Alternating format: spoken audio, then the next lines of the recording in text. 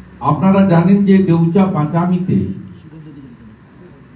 রাজ্য সরকার কোল ব্লক এবং শিল্পায়নের নামে গত 7-8 বছর ধরে মিথ্যা প্রতিশ্রুতি এবং অনেকগুলো নির্বাচনে কখনো বলছে 10 লক্ষ লোকের চাকরি হবে, কখনো বলছে চাকরি হবে, কখনো বলছে পশ্চিম বর্ধমান, বীরভূম, পূর্ব বর্ধমান কেউ কোথাও বেকার থাকবে না, এবং এখান থেকে নাকি এত কোটি কোটি আপনার মেট্রিক টন কয়লা উত্তোলন হবে, যা দিয়ে গোটা পশ্চিমবঙ্গ নাকি একবারে ফলে ফুলে পল্লবিত সুশোভিত হবে। এবং পরবর্তীকালে অশ্বডিম্ব আপনারা দেখেছেন যে 22টা ব্লক করে রাজ্য সরকার টেন্ডার করেছে, তাতে কয়লা উত্তোলনের কোনো কথা নেই, পাথর উত্তোলনের কথা বলা হয়েছে। মানে যেটা বীরভূম জেলায় তৃণমূলের করে খাওয়ার সবচেয়ে বড় ব্যবসা, গত 10 বছরের বেশি সময় ধরে এক পাথর 2 বালি। তাই আবার একটা নতুন জায়গায় পাথর বিক্রি করবে 22টা ব্লক তৈরি করে, এবং PB Selim, M K Gandhi যারা এই পুরো দুর্নীতিটাকে মমতা বন্দ্যোপাধ্যায়ের নির্দেশে সংগঠিত করছেন, তারা এইসব কাণ্ড কারখানা করেছে। আমরা এর আগে দেউচা পাঁচামিতে বিজেপির পক্ষ থেকে প্রথমে লিডার অব অপোজিশন হিসেবে আমি এবং আমার কলিগ এমএলএরা আদিবাসী সহ স্থানীয় অধিবাসীদের সঙ্গে মিটিং করেছি, এবং তাদেরকে আমরা বলেছি যে তোমাদের সঙ্গে মমতা বন্দ্যোপাধ্যায় ও তার সরকার প্রতারণা করবে। কেউ বিশ্বাস করেছেন, কেউ চাকরির আশায় এত বেকার ওদের ফাঁদে পাও দিয়েছেন।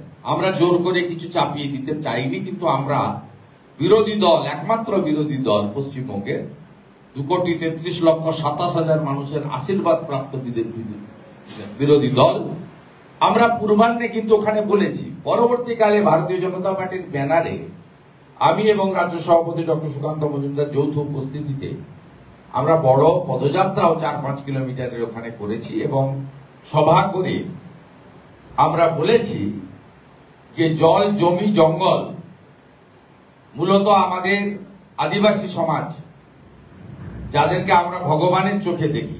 নরেন্দ্র মোদীজি দ্রৌপদী মুর্মুজিকে ভারতবর্ষের রাষ্ট্রপতি করে ভারতবর্ষের 1 নম্বর জায়গাকে আদিবাসী সমাজের হাতে তুলে দিয়েছে, এটা তাদের প্রাপ্য। স্বাভাবিকভাবে আমরা সেদিন তাদেরকে বুঝিয়েছি, বলেছি, কিন্তু তাদের মধ্যে কিছু সব জায়গায় আছে তৃণমূলের বিটিম, যারা মাকু সেকু, ফ্যাক্সিয়াল, নকশাল, তারা এই আন্দোলনটাকে আদিবাসী সমাজকে ভুলে বুঝিয়েছিল যে অরাজনৈতিক রাখতে হবে, রাজনীতির লোকদের ঢুকতে দেওয়া যাবে না। তো আলটিমেটলি তারাও পাশে থাকেনি, পালিয়ে গেছে।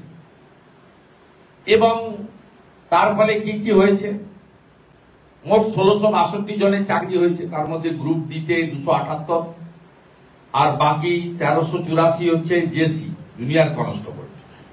এর মধ্যে কয়েকশো একটা নির্দিষ্ট সম্প্রদায় তুষ্টিকরণের রাজনীতি, সেই রাজনীতিতে এখানে আপনার তার ফল ফলছে।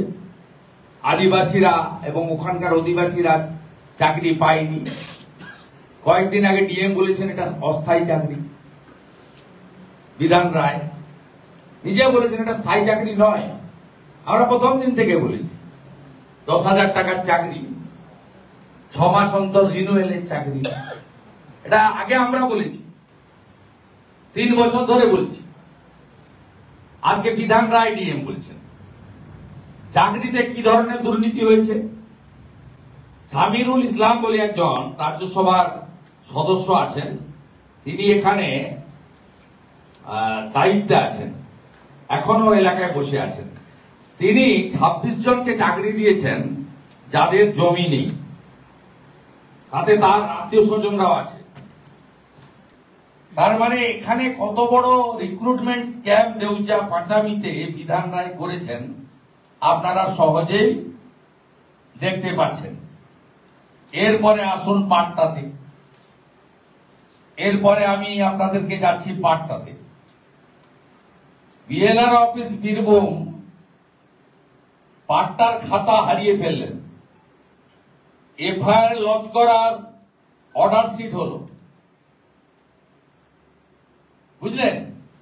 পাট্টার খাতা হারিয়ে গেল, এফআইআর লঞ্চ করার অর্ডার শিট হলো। এরা এখানকার লোক নয়, পাট্টা দিয়েছে। এই অবৈধ নিয়োগ, অবৈধ পাট্টা, পরিবেশ ধ্বংস, আদিবাসী সহ ওখানকার অধিবাসীদের সঙ্গে বিশ্বাসঘাতকতা, প্রতারণা, এর বিরুদ্ধে আমাদের সোচ্চার কণ্ঠ এখানে তথ্য সহ তুলে দিলাম। আপনাদের কাছে কপি দিয়ে দিচ্ছি।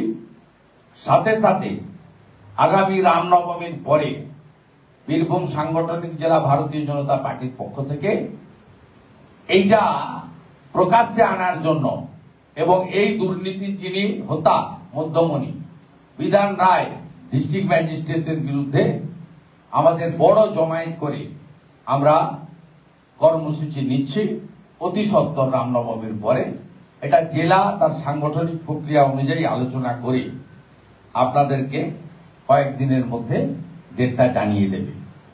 সাথে সাথে আমাদের সুনীল মুর্মু ভাই এলাকার বিজেপি নেতা, এলাকার অধিবাসী, আদিবাসী সমাজের তরুণ নেতা, প্রতিবাদী নেতা, তারা সহ বেশ কিছু বঞ্চিত লোকেরা তারা এই সমূহ মামলার উচ্চ পর্যায়ে নিরপেক্ষ তদন্ত চেয়ে দোষীদের রিক্রুটমেন্ট স্ক্যাম এবং পাট্টা স্ক্যাম, ল্যান্ড স্ক্যাম এবং রিক্রুটমেন্ট স্ক্যাম নিয়ে উচ্চ আদালতে যাওয়ারও পরিকল্পনা নিয়েছে। আমরা কমপ্লিটলি তাদেরকে লিগ্যাল সাপোর্ট দেব, যাতে এই দুর্নীতিটা, এই জেলা অনেকভাবে দুর্নীতিতে ক্ষতিগ্রস্ত হয়েছে। এই জেলার বড় বড় পান্ডারা 1.5-2 বছর করে জেলে কেটেছেন, আরো হয়তো অনেকে লাইনে দাঁড়িয়ে আছেন, অনেকের জমি বাড়ি অ্যাকাউন্ট ফ্রিজ হয়ে আছে, অনেকের নাম ইডি সিবিআই চার্জশিটে আছে। এই জেলাতে আরো একটি নতুন দুর্নীতি, যাতে এই দুর্নীতিগ্রস্তদের বিরুদ্ধে এক্ষেত্রে শুধু রাজনৈতিক লোক নয়, আমলাদেরও বড় একটা অংশ যুক্ত, পিবি সেলিম থেকে বিধান রায়, তাদের বিরুদ্ধেও আমরা আইনিগতভাবে কঠোর ব্যবস্থা নেওয়ার আমরা উদ্যোগ গ্রহণ করেছি। এটা আপনাদের জানাই।